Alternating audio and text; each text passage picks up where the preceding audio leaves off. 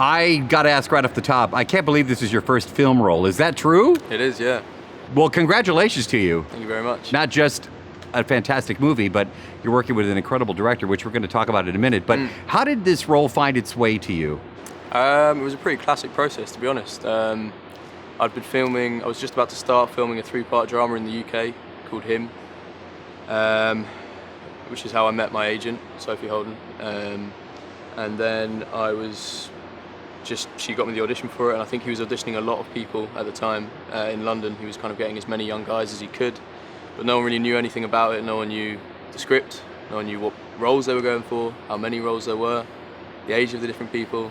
So you were going in very blind, you know. So I did my first tape, so I did my kind of audition and tape that got sent to Chris. I didn't hear anything for a month and a half, assumed it was over, and got a call back, went in, met him, and just went from there really. Did about 2 or 3 more auditions. And so you didn't know what the movie was, you didn't know what the roles were. We knew it was about Dunkirk, that's right. about it. But then you find out that you're working with Christopher Nolan. Tell me about that day. I mean, yeah, when I got the call saying that I had the role, it's just unbelievable really. I got the call from my agent, and she asked if I was sitting down, and I said I was now, and then she told me that I've been offered a role. I did a lot of shouting, and then she said, "Oh yeah, and it's the lead," and I shouted even louder really, yeah. What kind of research did you have to do to get ready for this role? Just a lot of it really. Lots of online research, I think that's like the easiest thing to do. And we went to lots of museums.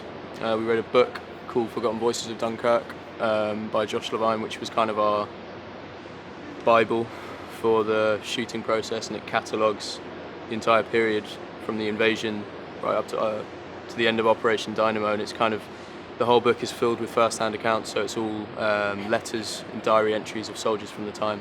So that was an amazing thing to do. I think in general, just being in Dunkirk was very educational. Probably an emotional role experience as well. Definitely, yeah. Let's talk about Christopher Nolan as a director, who is, I mean, he's one of the top selling, people love his movies, including myself, we all do. Yeah. What is it like to work with a guy like that? Amazing. Yeah, he's brilliant. But how would you describe his style as a director? Hands-on. Very hands-on. Very hands-on, which is very refreshing, because I think you get told a lot of horror stories when you're about to do a big film, about kind of, you know, directors not being there or shouting something from somewhere or letting, you know, 7th, 8th units come in, but he's very, very present all the time, and that really comes across in his films, I think, because it is completely his vision. So he really, I mean, from the second audition, he was there, right up through the shoot. He was never more than kind of 8 feet away from where we were, constantly talking to you. And I think it just gives it such an intimate feel. And it means that it puts you at your ease so much quicker, which you'll always do. I think you'll always do better work when you're relaxed. Interesting. All right, the biggest question you're going to get asked today. Here we go. I'm ready. So, you're a breakdancer? No. But I read that you were going to be a breakdancer. You wanted to... No, I've been asked this before. I did an interview or two where they asked me what I wanted to be when I was younger. And from a very young age, I wanted to be an actor. But before that, I had aspirations of being a breakdancer. But I could never really breakdance. I could do a couple of moves. You know, I could do like a couple of locks and stuff. But I couldn't really, you know... I didn't go to hip-hop school or anything. I just liked the look of it and thought it would be cool. So, yeah.